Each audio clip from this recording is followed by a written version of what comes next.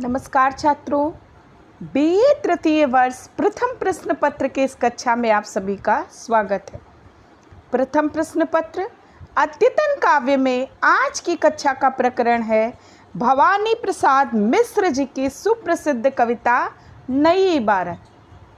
नई इबारत अर्थात मानव के अपनी नियमित दिनचर्या क्रियाकलापों से इतर हट करके विकास का मार्ग ढूंढना, आगे उन्नति की ओर अग्रसर होना। तो इस तरह से हम कह सकते हैं कि प्रस्तुत कविता भवानी प्रसाद मिश्र जी की उद्बोधनात्मक कविता के अंतर्गत आती है, कि जिसमें वो उद्बोधन देते हैं, मानव को संदेश देते हैं कि सिर्फ सुबह उठ के जाग कर अपने दिन के क्रियाकलापों में लगकर फिर रात में सोकर इसी तरह से बिना किसी उद्देश्य के जीवन को बिता देना एक मानव के लिए जो है वो उचित नहीं है। हमें इससे भी आगे बढ़कर रचनात्मकता की ओर अग्रसर होना चाहिए। हमें अपने जीवन में और अधिक उन्नतिशील होने का प्रयत्न करना चाहिए। तो चलिए देखते हैं कविता नई इबारत, जिसका रचना काल 1944 है, जो कि भारत में राजनीतिक उथल पुथल का समय था। उस काल में तरह तरह के परिवर्तन भारत को अपने स्पर्श से अनुप्रक्त कर रहे थे। तो उसी तरह निरंतर परिवर्तनशील परिस्थितियों में कवि मानव मात्र को उन्नतिशील होने, नई राहों पर अग्रसर होने का संदेश देता प्रतीत होता है। चलिए पढ़ते हैं कविता नई इबारत। कवि भवानी प्रसाद मिश्र जी कह रहे हैं, कुछ लिख के सो कुछ पढ़ के सो, तू जिस जगह जागा सवेरे उस जगह से बढ़ के सो। तो कवि मानव मात्र को संदेश दे रहे हैं कि हमें अपने जीवन में निरंतर चले आ रहे एक परिपाटी पर जो है वो ना चलते हुए आगे बढ़ने का प्रयास करना चाहिए। कुछ नया, कुछ रचनात्मक प्रयास करने के लिए वे मानव मात्र को संदेश दे रहे हैं। वे कहते हैं कि कुछ लिख के सो कुछ पढ़ के सो, अर्थात अपने जीवन के विषय में हमें निरंतर अध्ययन मनन करते रहना चाहिए। हमें निरंतर उन्नति की ओर अग्रसर होने का प्रयास करना चाहिए। तो जिस जगह जागा सवेरे के अर्थात जो परिस्थितियाँ, जिन कालक्रम के अनुसार हम अपना जीवन जी रहे हैं, हमें उनसे आगे बढ़ने का, हमें नई नई दिशाओं में आगे बढ़ने का प्रयास करना चाहिए। जैसा उठा वैसा गिरा जाकर बिछौने पे, अर्थात जो परिस्थितियाँ, जो चली आ रही धारणाएं हैं, सिर्फ उन्हीं से प्रभावित होकर एक ही दिशा में लगे रहना मानव के लिए उचित नहीं है। कि अर्थात जिस प्रकार व्यक्ति सुबह जहाँ सोकर उठे, पूरा दिन बिता करके फिर उसी बिस्तर पर जाकर गिर पड़े, तो वो किसी नई दिशा में आगे नहीं बढ़ पाएगा, बल्कि एक धुरी पर ही उसका जीवन चलता रहेगा। और उन्नति को प्राप्त करने के लिए ये तरीका उचित नहीं है। अर्थात हमें प्रयास करना चाहिए कुछ नया रचनात्मक करने का, कुछ नई तथ्यों को, कुछ नई विचारधाराओं को, धारणाओं को खोजने का। तो तिफल जैसा प्यार जीवन के खिलौने पर, बिना समझे बिना बूझे खेलते जाना, एक जिद को जकड़ लेकर ठेलते जाना। कि यहाँ पे बता रहे कि आमतौर पर एक साधारण मानव का जीवन कैसा होता है कि जो परिस्थितियाँ उसको मिली हैं उन्हीं के आगे वो घुटने टेक देता है, उन्हीं परिस्थितियों में रगड़ रगड़ कर अपना जीवन बिताता रहता है। वो उससे आगे बढ़ के कुछ देखने का प्रयास ही नहीं करता। जिस तरह एक छोटे बच्चा एक खिलौना लेकर उसी खिलौने पर अपना पूरा प्यार, अपनी पूरी आसक्ति को उड़ेल देता है, वो उस बच्चे के लिए वो खिलौना ही सब कुछ हो जाता है। उसी तरह मानव मात्र भी इस जीवन रूपी खिलौने पर अपना पूरा समय, अपना पूरा परिश्रम जो है वो लुटा रहा है, और बिना समझे बूझे वो इस जीवन रूपी खिलौने को खेलते जा रहा है। अर्थात इससे ऊपर उठ करके, इससे अलग हट करके कुछ सोचने का वो प्रयास ही नहीं कर रहा। एक जिद को लेकर लगातार जैसे कोई व्यक्ति उसको ठेलते जाता है, उसी तरह आम तौर पर साधारण मानव अपनी जीवन को भी ठेलता जाता है। गजल है बेसूद, कुछ रच के सो कुछ गढ़ के सो, तू जिस जगह जागा सवेरे उस जगह से बढ़ के सो। कि व्यक्ति के सामने कई सारी दिशाएं हैं, कई नए कार्य क्षेत्र हैं, कई परिस्थितियां हैं, उसको प्रयास करना है उन्हें खोजने का, उन दिशाओं पर आगे बढ़ने का, कुछ नई चीज़ों को लेकर के आने का, ताकि उसका नाम समाज में सदा सदा के लिए अमर हो जाए। तो व्यक्ति को एक उद्देश्य ढूंढना चाहिए अपने जीवन के लिए, ना कि बस केवल एक निरुद्देश्य एक पार्टी पर चलते चलते सिर्फ अपने जीवन को समाप्त कर दे। तो इसलिए वे कह रहे हैं कि हमें अपनी परिस्थितियों के अनुसार जीवन का निर्णय लेना चाहिए और उसी में ही जीवन की सार्थकता है। कुछ नया करने में, कुछ रचनात्मक करने में व्यक्ति की जीवन की सार्थकता निहित है। अर्थात कवि का अभिप्राय है कि जर्जरित मान्यताएं, परंपराएं समाज को चलानी पड़ती, चलती चली जाती हैं और व्यक्ति भी उनमें पिसता रहता है। तो व्यक्ति को मानव समाज के विकास के लिए जर्जरित मान्यताओं को छोड़कर नई विचारधाराओं को, नई मान्यताओं को देखने का, उन्हें अपने जीवन में लाने का प्रयास करना चाहिए। और विकासमान इस दृष्टि को आत्मसात करने के लिए उसे नई सीख, नई अंतर्दृष्टि, नए विचार अपनाने होंगे, तभी व्यक्ति का सही जागरण व सुंदर प्रभात हो सकेगा। आगे वे कह रहे हैं कि दिन भर इबारत पेड़ पत्ती और पानी की, बंद घर की, खुले फैले खेत थानी की, हवा की बरसात ही हट खुश्क की तटकी, गुजरती दिन भर रही जो आपकी पटकी, उस इबारत के सुनहरे वर्क के मन मड़ के सो, तू जिस जगह जागा सवेरे उस जगह से बढ़ के सो। कवि प्रस्तुत पंक्तियों के माध्यम से कह रहे हैं कि यदि व्यक्ति को जीवन की संकीर्णताओं और वैयक्तिक सीमाओं से ऊपर उठना है तो उसे समष्टिगत दृष्टि या व्यापक जीवन दृष्टि को अपनाना होगा, तभी उसके जीवन की सार्थकता है।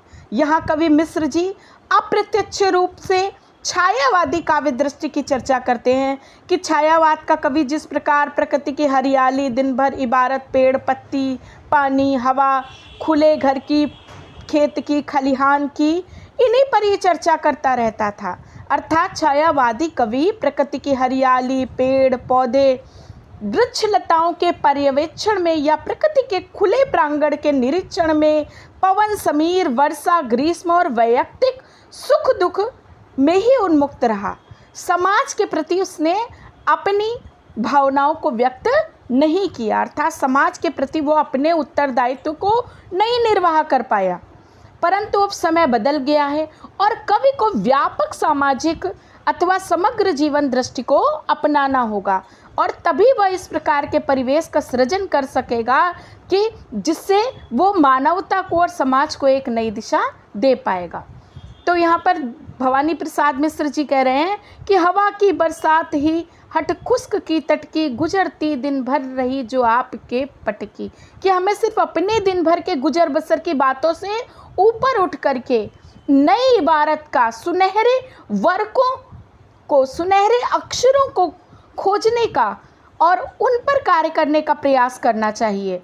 तभी तो हम नई दृष्टि के वर्क से मढ़ने पर सुसज्जित स्वर्णिम इबारत का रचन कर पाएंगे, उस इबारत की रचना कर पाएंगे जो कि समाज के लिए एक नया संदेश ला पाएगी।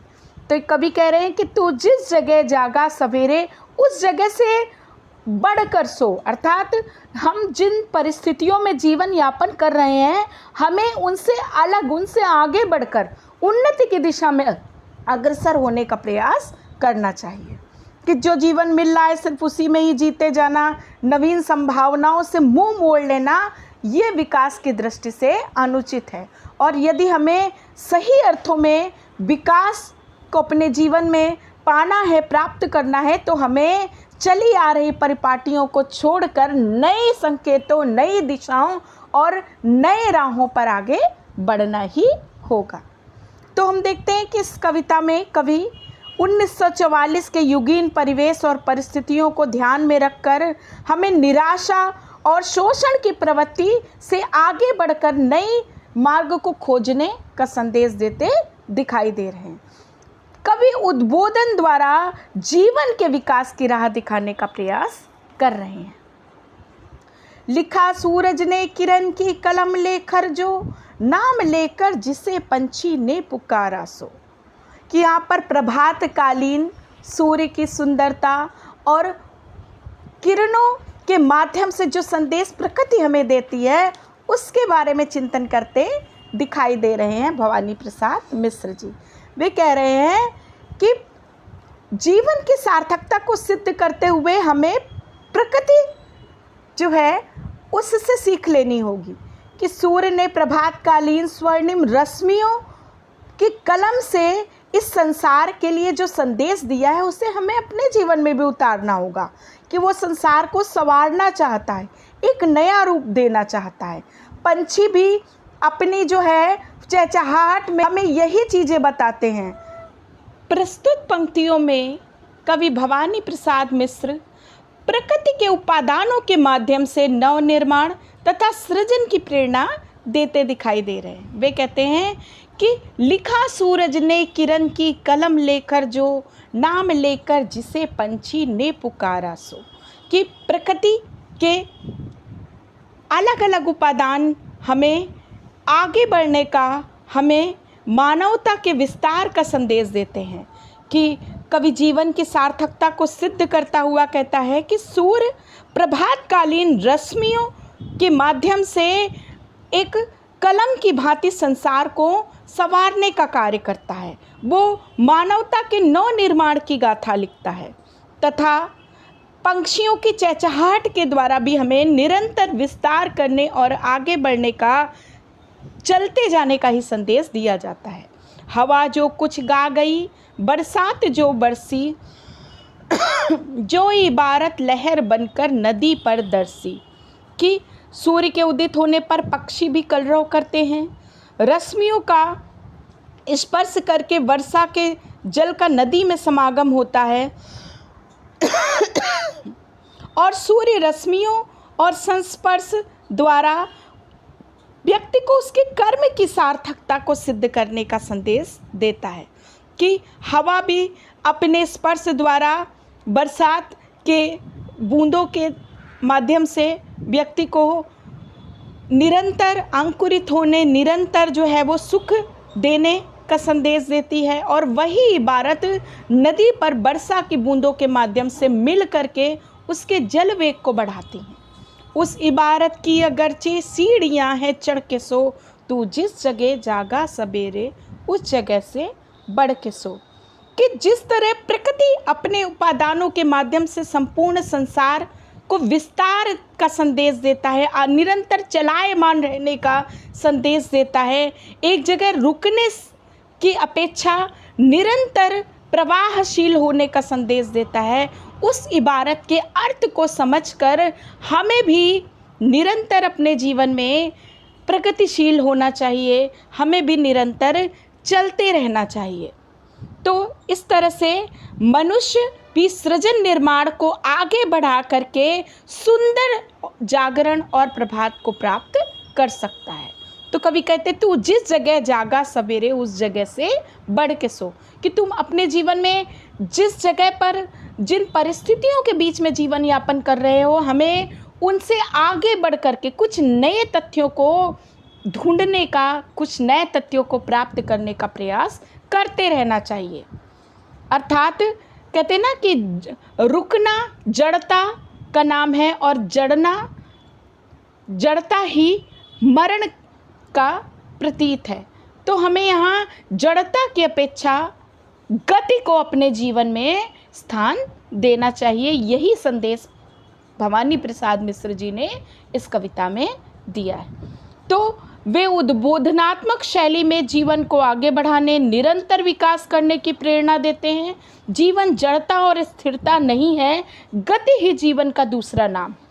अस्तु व्यक्ति को चाहिए कि वह नई दृष्टि, नई समझ और नया चिंतन लेकर जीवन के मार्ग पर निरंतर अग्रसर होता रहे। धन्यवाद।